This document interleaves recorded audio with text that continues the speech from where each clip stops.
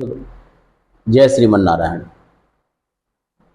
कल मैं वास्तु से संबंधित तथ्यों को लेकर के वीडियो में उपस्थित हुआ था। आज फिर से वास्तु से ही संदर्भित तथ्यों को लेकर के उपस्थित हुआ हूं।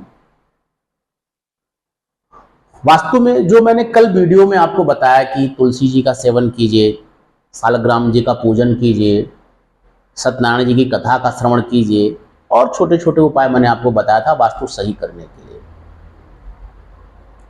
आज फिर उसी तथ्य के बाद, इतना करने के बाद भी यदि आपको लगता है कि आपको समुचित रूप से लाभ नहीं हो पा रहा, आप कोशिश कर रहे हैं, आपने व्यवस्था की, लेकिन आपको लाभ पूर्ण रूप से नहीं मिल पा रहा, शारीरिक समस्या बनी हुई है, मानसिक देश बना हुआ है, घर में कलह बना हुआ है, या और भी कुछ वास्तु से और समस्याएं होती हैं घर में, घर के दीवार में यदि आपका बिस्तर बेड सटा हुआ है तो आपको कुछ स्वप्न वगैरह गड़बड़ वगैरह आते हैं। ये सब बातें हैं। तो इसके लिए आपको करना क्या चाहिए कि सबसे पहले आप अपना पूजा घर बदल दें। यदि पूजा घर आपका ईशान कोण में नहीं है, ईशान कोण के अलावा, ईशान कोण और थोड़ा सा पूर्व, इतने के अलावा यदि आपका पूजा घर दूसरी जगह है तो आप उसको बदल दें। आपको ऐसी बात नहीं है कि पूजा घर के लिए पूरा कमरा चाहिए या बड़ी व्यवस्था चाहिए। आप स्टूल पर भी रख करके, छोटी सी चौकी पर भी रख करके पूजा कर सकते हैं। वो ध्यान ये रहे कि पूरब का और ईशान कोण का ही भाग हो। पूरब में आपका ये पूरब, दक्षिण और पूरब ना हो, ईशान और पूरब हो, ये चलेगा। तो ये पूजा घर बदल देने से आपको बड़ा राहत मिलेगा। दूसरी बात, किचन आपका यदि गड़बड़ है, किचन आपका आग्नेय कोण के अलावा दूसरे कोण में है, तो भी वास्तु से संबंधित समस्याएं रहेंगी। उपाय करने के बाद भी पूर्ण रूप से आपको बहुत ज्यादा आराम समझ में नहीं आएगा। क्योंकि वास्तु अगर आपका आग्नेय दबा हुआ है, किचन आपका गड़बड़ है, तो जो भोजन बनाएंगे उसमें ऊर्जा जो होती है वो गड़बड़ नकारात्मक ऊर्जा आएगी। आग्नेय कोण से उसमें पौष्टिक ऊर्जा आती है। इससे क्या होता है कि आप जो भोजन करेंगे, मानसिक उद्वेलन आप में नहीं होगा। उसमें सत्वगुण की अधिकता होगी, रजोगुण की अधिकता होगी, तम की बहुलता नहीं होगी, तम की न्यूनता होगी। भोजन रूम बदल दें, आप किचन बदल दें। अच्छा, एक बात और है, कोशिश ये कीजिए आप कि जिस डाइनिंग टेबल पर आप भोजन करते हैं रोज उस पर पोंछा लगे। पोंछा उस पर रोज लगना चाहिए। नहीं होता क्या, मैं देखता क्या हूं कि लोगों ने भोजन किया, थाली वहां से हटी, पोंछा लगा कि नहीं लगा कोई निश्चित नहीं है, फिर सुबह आपको उसी पे नाश्ता मिलता है। इससे भी समस्या होती है। और क्या कीजिए, आप लैट्रिन रूम अपना बदल दीजिए। यदि आपका लैट्रिन रूम ईशान कोण में है, ईशान कोण वो देवत्व का कोण होता है, देवताओं का कोण होता है। लैट्रिन रूम यदि आपका ईशान में है तो कितना भी पूजन पाठ कराइए, आपको समस्या से निदान नहीं मिलना है। लैट्रिन रूम आप बदल दीजिए। लैट्रिन रूम बदलने के लिए आप कीजिए क्या कि दक्षिण की तरफ लैट्रिन बना दीजिए। पूरब दक्षिण आग्नेय में नहीं, दक्षिण सीधे दक्षिण बना दीजिए, सीधे पश्चिम बना दीजिए। यदि आपके पास जगह नहीं है तो आप उत्तर में बना दीजिए, लेकिन उत्तर पूर्व में मत बनाइए, पश्चिम उत्तर में बना लीजिए, इसमें बना लीजिए। कोणों में भी कुछ और विधान हैं, जैसे कि वायव्य की किस कोण में बनना चाहिए, नैऋत्य के किस कोण में बनना चाहिए, बन सकता है मजबूरी में। यदि दक्षिण सीधे स्टेट दक्षिण है, बड़ी अच्छी बात है, सीधे पश्चिम स्टेट है, बड़ी अच्छी बात है। वायव्य या नैऋत्य में बन जाता है, लेकिन जगह न रहने पर। तो आपको घर में तुरंत ही 3 परिवर्तन करने हैं।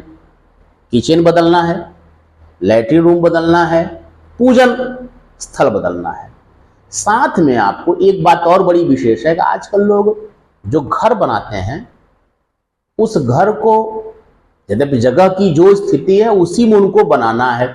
अब ब्राह्मण से आप यदि पिंड पूछते हैं तो ब्राह्मण का पिंड लंबा चौड़ा है, इतने खिड़कियां, इतने दरवाजे, ऐसे होता है। इतना संभव यदि नहीं है तो पिंड तो आप इंजीनियर से बनवा लीजिए, पिंड इंजीनियर से बनवा लीजिए, लेकिन फरसा लगाते वक्त नींव के ही समय आप किसी ब्राह्मण से मिलिए, ब्राह्मण से मिल करके पूछिए कि पंडित जी राहु का मुख किधर है।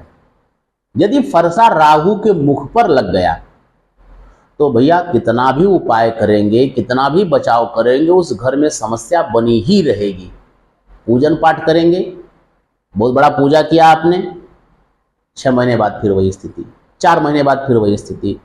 आप मूल रूप से ये ध्यान दीजिएगा कि खात लगाते वक्त, फरसा मारते वक्त, गृहारंभ में नींव के शुरुआत में ही राहु के फन पर फरसा ना लगे। राहु जो होता है उसकी आकृति सर्प के समान होती है। लोग ध्यान नहीं देते हैं, राहु के फन पर फरसा लग जाता है भूल से। वहां पर आपको ब्राह्मण से मिल करके ये पूछ लेना है कि राहु का मुख किधर है, मुख पर फरसा नहीं लगना चाहिए। राहु के पृष्ठ भाग पर यदि फरसा लग जाए, पूंछ की तरफ लग जाए तो ठीक रहेगा, मुख पर फरसा ना लगे, नहीं तो कितना भी उपाय करेंगे आपको शांति नहीं मिलेगी। उसके बाद संभव हो तो हफ्ते, 10 दिन में, 15 दिन में, 20 दिन में, 1 महीने में किसी ब्राह्मण को भोजन करा दें। ब्राह्मण को भोजन करा दीजिए। ब्राह्मण भोजन कराने से भी वास्तु की समस्या दूर होती है। इसलिए ब्राह्मण भोजन यदि हो जाए, कोई ब्राह्मण आपके यहाँ भोजन कर ले, दक्षिणा 1 रुपया दीजिए, 10 रुपया दीजिए, आप अपने अनुकूल ब्राह्मण से बात कर लीजिए, समझ लीजिए, उसको प्रेम देंगे तो उसको बहुत दक्षिणा की लालच नहीं होगी, लेकिन उसको प्रेम दीजिए। वो आए आपके यहाँ, आसन लगाइए, पीढ़े पर उसको भोजन दीजिए, भोजन कराइए। जितनी शुद्धता से ब्राह्मण को आप भोजन कराएंगे, शांति आपकी उतनी अच्छी होगी। ब्राह्मण भोजन से भी वास्तु शांति देखी गई है। इसके बाद आप कोशिश ये कीजिए कि आपके कोण दबे ना हो। जो आपका घर है, घर के कोण, आग्नेय कोण, ईशान कोण, नैऋत्य कोण, वायव्य कोण, ये कोण दबे ना हो। कोण दबे होने का मतलब ये है कि कोणों में ऐसी स्थिति ना आवे कि जहां बाथरूम होना चाहिए वहां बाथरूम न होकर के किचन हो गया, जहां किचन होना है वहां पूजा घर हो गया, जहां पूजा घर होना है वहां आपका स्टोर रूम हो गया, जहां स्टोर रूम होना है वहां सीढ़ी हो गई। ये आपको ध्यान देना है। बड़ा बच्चा किस कोण में रहे, छोटा बच्चा किस कोण में रहे, ये आपको ध्यान देना होता है। बाकी तो बहुत सारी चीजें हैं, लेकिन जो संभव चीजें हैं मैं उस पर चर्चा कर रहा हूं, इसका ध्यान आपको देना है। किसी अच्छे वास्तुविद से, अच्छे वास्तुविद का मतलब यह है कि आजकल तो सभी ब्राह्मण लगभग वास्तु का ज्ञान रखते हैं। आप भी कोशिश करेंगे तो आप भी वास्तु का ऐसे कोई सिद्धांत तो बताना नहीं है, सिद्धांत पढ़ाना नहीं है, केवल वास्तु की जानकारी कर लेनी है बस। किस कोने में क्या होना चाहिए, कहाँ बोरवेल होना चाहिए, कहाँ पानी होना चाहिए, कहाँ लेटरिन होना चाहिए, कहाँ किचन होना चाहिए, बस इतनी सी सामान्य सी बात है। इसका ज्ञान कर लीजिए आप। एक वास्तु की समस्या सबसे बड़ी ये आती है कि आपके घर के पीछे मंदिर हो जाता है। घर आपने बना लिया, मंदिर पहले से बना है, तो आपके घर का यदि पिछवाड़ा हो जाएगा, पीछे हो अगर मंदिर हो गई भैया, तो वहां का वास्तु हटाना ये थोड़ी सी समस्या युक्त होती है। कोशिश ये कीजिए कि आपके घर के पृष्ठ भाग में मंदिर ना हो। यदि बाद में बन गया, आपका घर है फिर बाद में वहां जमीन है, मंदिर बन गया तो चल सकता है, लेकिन तब फिर कोशिश कीजिए कि आपके घर के पीछे उछे मंदिर से संबंधित कुछ पदार्थ, फूल पत्ती वगैरह लगा दिए जो कि मंदिर में यूज आवे, और इससे भी निजात आपको मिल जाएगी। इसके लिए एक और उपाय है, गणेश जी का सहस्रार्चन। गणेश जी आप स्वयं कर सकते हैं, किसी ब्राह्मण को बुला के कर सकते हैं। सुपारी हो या पहले से प्रतिष्ठापित गणेश जी हो, उसमें सुपारी है तो उसमें गणेश जी का आवाहन अर्चन कराइए, पूजन कराइए। गणेश जी को लड्डू 1.25 पाव चढ़ा दीजिए। उसके बाद दूब घास से गणेश जी के 1000 नाम है, उससे सहस्रार्चन कराइए। उसमें एक एक नाम लेना है और एक एक दूब घास गणेश जी को चढ़ाना है। इससे भी परिवार में बहुत शांति मिलेगी। लोगों में जो आपसी द्वेष है, वैचारिक मतभेद है, उससे शांति मिल जाएगी। वास्तु की भी समस्या धीरे धीरे कम ही होगी।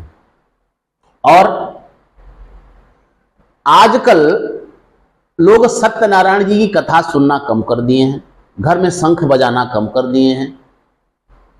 रुद्राभिषेक की प्रक्रिया बहुत तेज चल रही है। रुद्राभिषेक कर अच्छी बात है, भगवान शंकर की पूजा है। रुद्राभिषेक करने से भी वास्तु शांति होती है, लेकिन उसमें यदि रुद्राभिषेक में एक वास्तु वेदी बन जाए, वेदिका बन जाए और उसके बाद वास्तु पूजन हो जाए, तो भी वास्तु में रुद्राभिषेक के साथ साथ वास्तु पूजन हो जाए तो बहुत लाभ मिलेगा, बहुत मानसिक शांति मिलेगी, बहुत ऊर्जात्मक पुष्टि मिलेगी, आपको बड़ी शांति रहेगी, बहुत आनंदित आपका परिवार चलेगा। इन उपायों को कीजिए। वास्तु कोई ऐसी चीज नहीं है कि जिससे कि आपको डरना है, केवल उपाय करने हैं। उपाय कीजिए। साथ में वास्तु से बहुत सारी बातें हैं कि कहाँ सीढ़ी हो, कहाँ कुर्सी हो, कहाँ मेज हो, कहाँ खिड़की हो, कितने गेट हो, बहुत सारी बातें हैं, लेकिन वो ब्राह्मणों पंडितों के लिए होता है। जितना आप कर सके उतना कीजिए। हाँ, कोशिश ये कीजिए कि जो जहां है उसको तुड़वाइए मत। बाथरूम को छोड़ करके, किचन को छोड़ करके, यदि आपका किचन गड़बड़ है तो किचन तो एक आपको आग्नेय कोण में करना ही होगा। बाथरूम यदि आपका ईशान कोण में है तो वहां से बाथरूम आपको हटाना ही होगा। बाकी जैसे मान के चलिए कि आपके बीच आंगन में लेटरिन रूम का गड्ढा है, लेटरिन तो आपका सही है लेकिन गड्ढा बीच आंगन में वो भी समस्या कारक होता है। या आपने गड्ढा बना तो दिया, आग्नेय कोण में बना दिया, आपका आग्नेय कोण दब गया। तो इस तरीके से कोणों का दबना क्या होता है, बाकी सब चीजें क्या होती है, बाकी धीरे धीरे वीडियो में बताएंगे हम। कोशिश ये कीजिए कि ये छोटे छोटे उपाय, सामान्य सामान्य से उपाय कीजिए, जिससे घर का वास्तु भी आराम आपको प्रदान करेगा।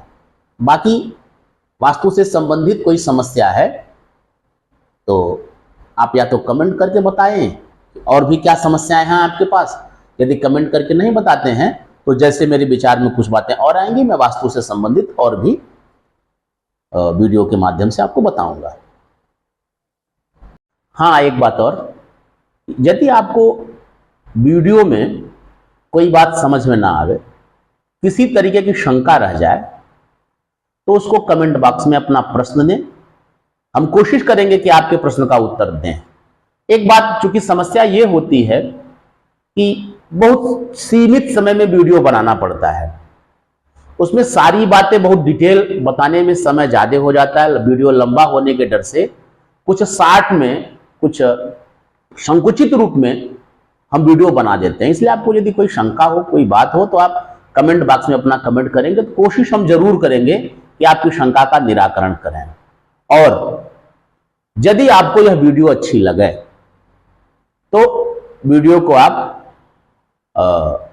शेयर करें, लाइक करें, सब्सक्राइब करें।